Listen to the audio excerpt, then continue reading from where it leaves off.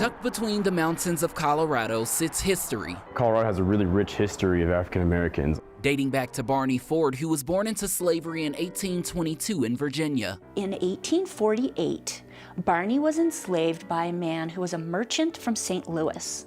His name was Woods. So Ford freed himself by way of the Underground Railroad, where he went to Chicago and married Julia Lyon. And he was sure he was going to make his fortune in gold mining. That's what brought him to Colorado.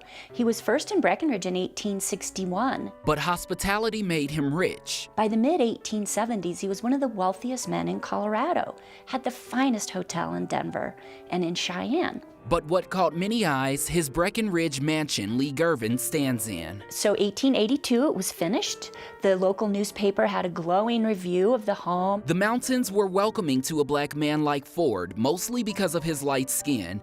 That was until the early 1860s, where he was forced out while trying to own claims to a mine. One came in trying to take his claim of his mine, said, leave or, we'll hurt you, and then he kind of grabbed what he could and left. Barney came to Denver, expanding his talents with barbershops, hotels, and restaurants. Few still remain after the Great Fire in 1863. Struggle after struggle, is one way to see it. There's some fire, there's some discrimination.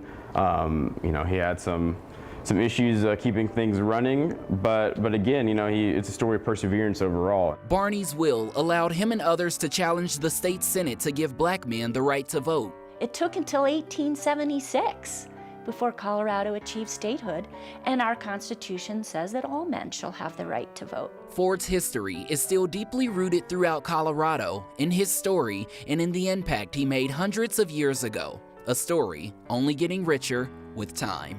I'm Darius Johnson, 9 News.